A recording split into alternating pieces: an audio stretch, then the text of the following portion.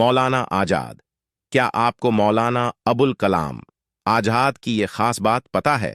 Former minister of education of India, एक प्रमुख भारतीय स्वतंत्रता सेनानी, विद्वान और स्वतंत्र भारत के पहले शिक्षा मंत्री थे। वे भारतीय स्वतंत्रता आंदोलन में एक प्रमुख व्यक्ति थे और उन्होंने देश के शैक्षिक और सांस्कृतिक परिदृश्य को आकार देने में महत्वपूर्ण भूमिका निभाई।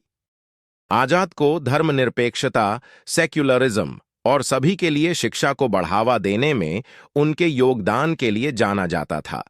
भारत की आजादी के बाद वे एक महत्वपूर्ण राजनीतिक पद पर रहे। वे महात्मा गांधी के सिद्धांतों का समर्थन करते थे।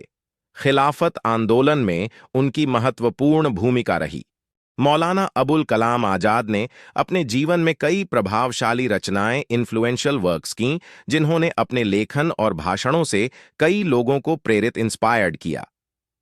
एकता का दृष्टिकोण, विजन फॉर यूनिटी। सेक्युलरिज्म, उन्होंने हिंदू मुस्लिम एकता के विचार का समर्थन किया, जिससे एकजुट और धर्मनिरपेक्ष भारत का दृष्टिकोण विकसित हुआ। मौलाना आजाद भारत के पहले शिक्षा मंत्री, उन्होंने शिक्षा पर बहुत ध्यान दिया।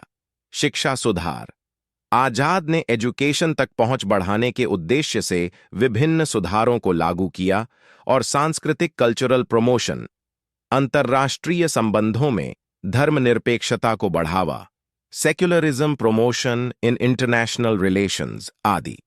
वैसे तो आपने मौलाना आजाद के बारे में बहुत सी बातें सुनी होंगी, जैसे एक महान मुस्लिम धर्मनिरपेक्ष नेता, ग्रेट मुस्लिम सेक्युलर लीडर, फ्रीडम फाइटर, लेकिन कुछ खास बातें जो लोगों को प्रेरित, इंस्पायर्ड करती हैं। फॉर एग्जाम्पल, मौलाना अबुल कलाम आजाद भारतीय स्वतंत्रता संग्राम के दौरान कई महत्वपूर्ण आंदोलनों में शामिल थे, जैसे खिलाफत आंदोलन। आजाद ने खिलाफत आंदोलन का समर्थन किया। असहयोग आंदोलन, आजाद ने 1920 में महात्मा गांधी द्वारा शुरू किए गए असहयोग आंदोलन में महत्वपूर्ण भूमिका निभाई। उन्होंने भारतीय मुसलमानों को आंदोलन में सक्रिय रूप से भाग लेने के लिए प्रोत्साहित किया। भारत छोड़ो आंदोलन, आजाद ने 1942 में भारतीय राष्ट्रीय कांग्रेस द्वारा शुरू किए गए भारत छोड़ो आंदोलन का समर्थन किया।